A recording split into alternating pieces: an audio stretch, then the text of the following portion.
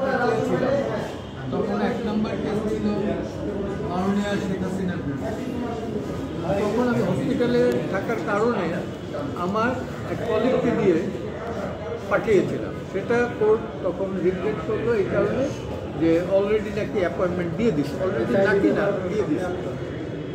পরবর্তীতে আমি এনিয়াও উইলিংলি রাজি হইলাম মাননীয় শেখ হাসিনার বিরুদ্ধে 2টো মামলাই করার।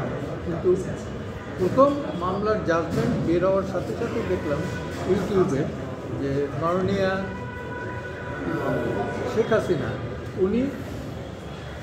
উনি যেটা বলছেন সেটা আমি যেটা পাইছি সেটা হচ্ছে যে উনি বলছেন যে এই এমন একটা হলো সেখানে যেটা এখানে পান্নার যাওয়ার কথা ছিল কিন্তু সেও যায় না।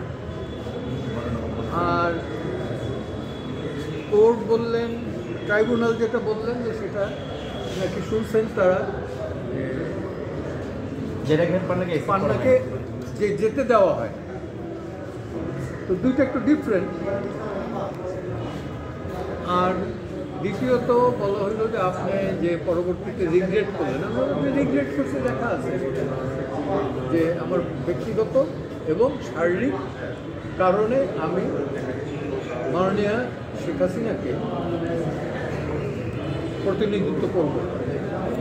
কারণ এখানে আমি একটা মিডিয়ায় নাকি বলছিলাম, আমার খেয়াল রেখে যে আদালতের প্রতি আস্থা নেই। আমি এটা তো স্বাভাবিক যে কোর্টের বিরুদ্ধে আস্থা নাই, এই ধরনের মামলা কিন্তু দিতেন। পূর্ব পাকিস্তান সুপ্রিম কোর্টের চিফ জাস্টিস ছিল চিফ জাস্টিস হাসান ইমাম, তার বিরুদ্ধে অনাস্থার একটা প্রস্তাব নিয়েছিলেন যে ওই কোর্টে মামলা করবেন না। কেন? যে আপনার উপর আমার ক্লায়েন্টের আস্থা নাই। কে করছিলেন? বাংলাদেশের প্রথম অ্যাটর্নি জেনারেল মরহুম এম.এইচ খন্দকার, সাবেক অ্যাটর্নি জেনারেল এ মোহাম্মদ আলীর পিতা, এবং উনি বাংলাদেশের প্রথম অ্যাটর্নি জেনারেল ছিলেন সম্ভবত 1964-এরই। ডিএলআরএ বা পাকিস্তান ল রিপোর্ট জার্নাল এগুলোতে পাবেন আপনারা। আপনি স্যান্ডউইচের কথা বলেছেন যে আপনাকে দুই পক্ষ চাপ দিচ্ছে, কারা কারা এরা কারা?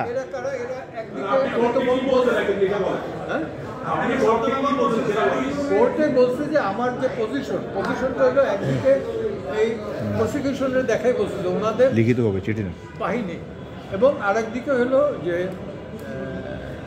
আওয়ামী লীগের যে সাপোর্টার, তাদের দুই দিকের যে উক্তি, তারপর আমি স্যান্ডউইচ হয়ে গেছি। আপনি কি ভয় পেয়েছেন নাকি? ভয় পাওয়ার প্রশ্ন নাই।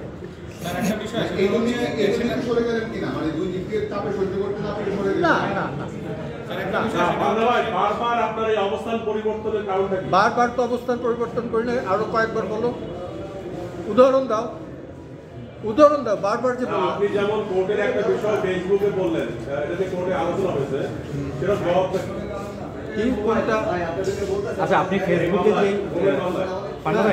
আপনি ফেসবুকে যেটা বলছিলেন যে আমার ক্লায়েন্ট এই কোর্টের প্রতি আস্থা নেই, এই কারণে আমি এটা মামলা লড়তে পারি না, এটা আপনি আপনার ফেসবুকে, আমরাও এটা নিয়ে নিউজ করেছিলাম। কোর্ট বলছে যে এই যে কথাটা আপনি বলেছেন তার মাধ্যমে আপনি ট্রাইব্যুনালকে প্রশ্নবিদ্ধ করেছেন।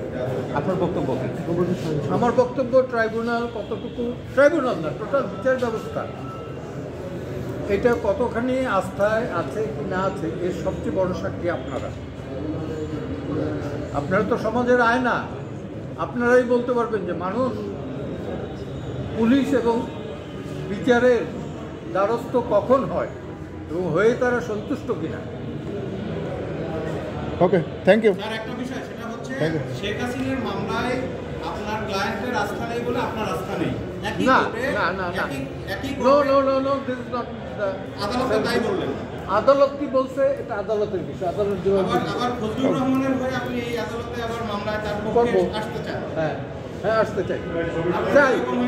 ওকে, থ্যাংক ইউ।